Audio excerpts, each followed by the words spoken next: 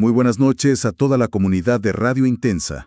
Bienvenidos a este rincón donde la realidad se desdibuja y las sombras, las sombras cobran vida. Esta noche tenemos un caso complejo, un testimonio familiar que nos llega del sur de Argentina y que, la verdad, nos obligó a abrir varios archivos a la vez. Sí, de todo un poco. Crónicas de folclor local, manuales de psicología. Y hasta viejos tratados de parapsicología, ¿eh? Exactamente. La misión es intentar desentrañar una tragedia. Nos preguntamos hasta dónde puede llegar una persona para no perder a quien ama o a quien cree amar. La historia que vamos a analizar es la crónica de un pacto oscuro, un llamado amarre, y cómo ese solo acto desató una catástrofe que al parecer ni la muerte pudo detener. Y el foco de nuestro análisis va a ser esa línea, esa delgada línea que separa al amor de la posesión. Tal cual. Vamos a usar este testimonio como un caso de estudio para explorar las consecuencias devastadoras de forzar un sentimiento, de atar un alma a otra contra su voluntad. Porque el precio, como veremos, siempre se paga. Y rara vez lo paga solo una persona. Rara vez. No, nunca. Arranquemos entonces por el principio. El testimonio es de un hombre llamado Javier y su relato empieza en el año 2007 en una provincia fría, nublada del sur. Él tenía 17 años. 17. Y una tarde, él y su madre vieron algo que marcaría el comienzo del fin. Su hermano menor, Mateo, de apenas 7 años, volvía a la casa. Y la imagen que describe Javier es el primer dato clave. No es solo un nene triste, es, digamos, la escenificación de un quiebre. Totalmente. Lo describe con la cara sucia, hinchada de llorar y trayendo en brazos el cuerpo de su perrito, Pipo. Un cachorro que la madre le había regalado hacía, unas semanas nomás. Semanas, sí. Y el estado del animal era una brutalidad.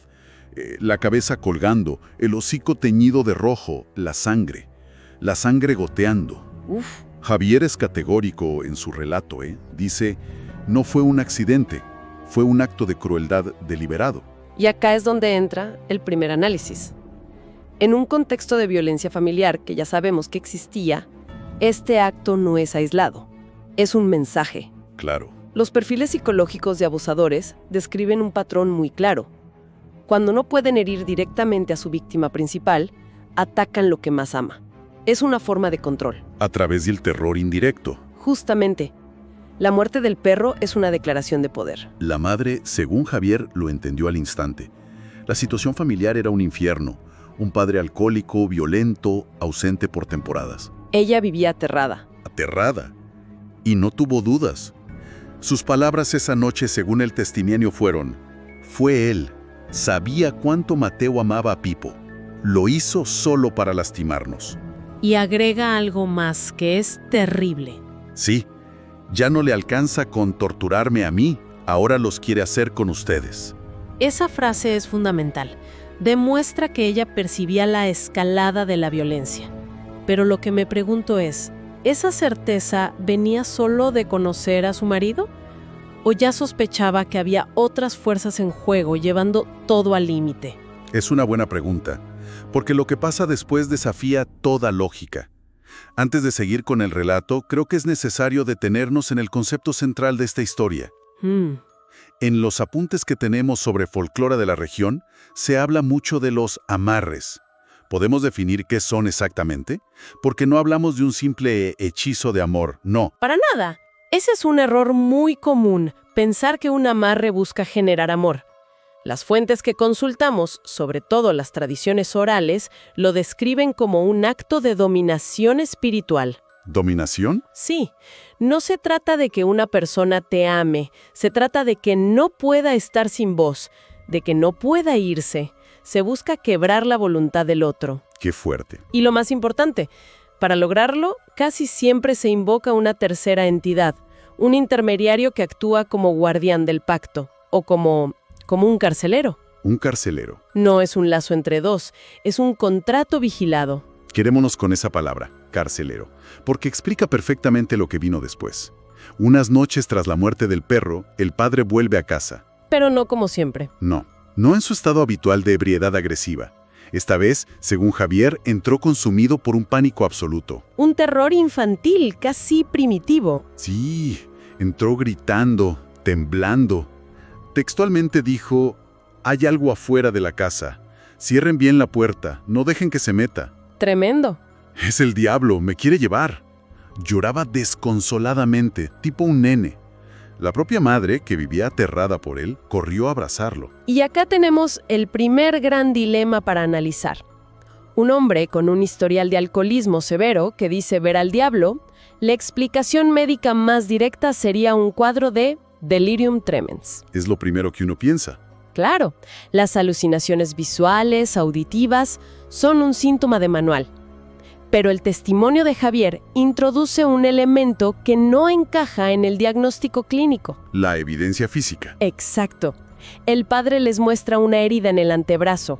Javier la describe como si fueran 3 dedos que lo hubieran sujetado con una fuerza brutal.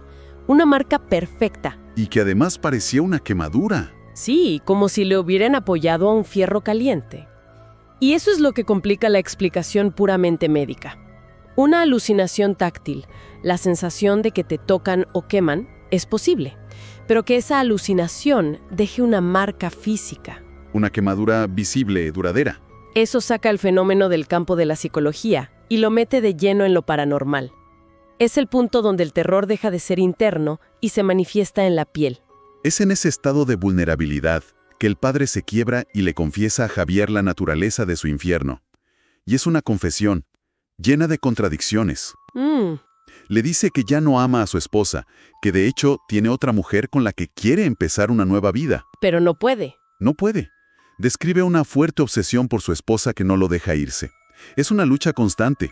Por un lado su voluntad, su deseo de marcharse. Y por otro, una fuerza invisible que lo obliga a quedarse. Que lo arrastra de vuelta a la casa una y otra vez. Si conectamos esto con lo que dijimos del amarre, es una descripción perfecta, ¿no? No es amor, es una cadena. Totalmente. Y la figura que él ve refuerza esta idea. Tal cual. Le cuenta a Javier que cada vez que intenta irse, se le aparece lo que él llama el diablo. Una figura que, con una sonrisa, le dice una y otra vez la misma frase. Vos ya estás casado. Y él lo interpreta a su manera. Claro. En su propia lógica, distorsionada por la culpa, la religión, él lo interpreta como un castigo divino por el daño que hizo. Cree que Dios le mandó un demonio para castigarlo. Es fascinante cómo la mente busca una narrativa que conozca para explicar lo inexplicable. Él no lo ve como un ataque externo, sino como una penitencia que merece. Exacto. Lo que no sabe es que ese diablo no es un castigo de Dios, es el carcelero que mencionamos antes, el guardián del pacto. Que simplemente está haciendo su trabajo. Asegurándose de que no rompa el contrato. Y esa lucha interna llega a su fin de la manera más violenta. Una madrugada, Javier se despierta por los gritos. Su padre está en la sala con una valija. Decidido a irse. Decidido, de una vez por todas. La madre se le interpone, forcejea, le ruega que se quede. Es el choque final, la voluntad del hombre contra la fuerza del hechizo. Y la explosión es brutal. El rostro del padre, cuenta Javier, se transforma.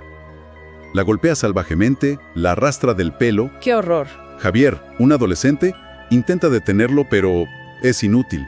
Y en medio de ese caos, el pequeño Mateo, el nene de 7 años que ya había perdido a su perro, agarra el celular y llama a la policía. Un acto de una valentía increíble.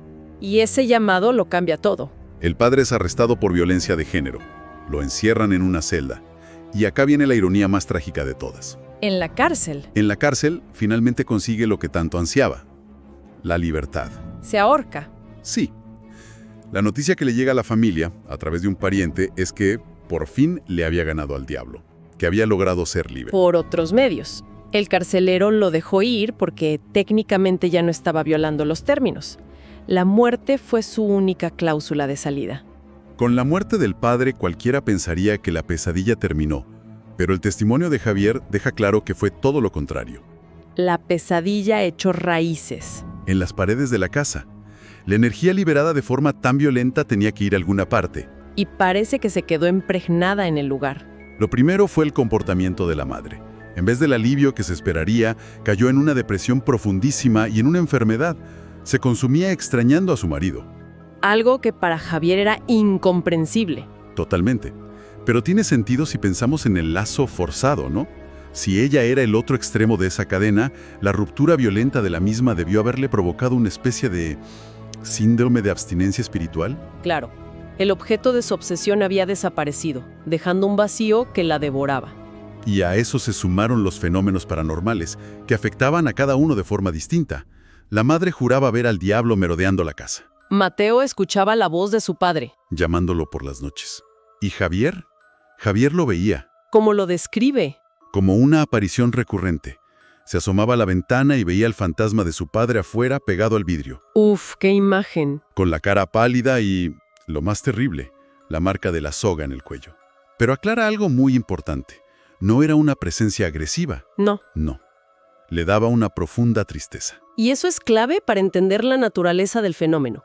Esto se alinea con lo que los investigadores de lo paranormal llaman una aparición residual. Un eco. Exacto. No es un espíritu consciente interactuando con los vivos, sino una especie de grabación, un eco energético de un evento traumático que se repite en un loop. Un tormento en repetición. El fantasma del padre no buscaba venganza. Estaba atrapado repitiendo eternamente su último deseo fallido, irse de la casa. Y a esto se sumaba un fenómeno sensorial muy potente. Todas las noches, a la misma hora en que él solía llegar borracho, la sala se impregnaba de un persistente olor a cigarrillo y alcohol. La rutina del tormento grabada en el ambiente. El lugar mismo se había convertido en una manifestación del pasado. La situación se vuelve insostenible hasta que llega la revelación final. La madre, ya muy enferma, muere. Y lo hace justo en el primer aniversario de la muerte del padre. Una coincidencia demasiado precisa. Las fechas aniversario en muchos sistemas de creencias esotéricas son portales energéticos, momentos donde los lazos son más fuertes. Es posible que el ciclo del pacto se cerrara en esa fecha. Y en su lecho de muerte le hace a Javier la confesión que lo cambia todo.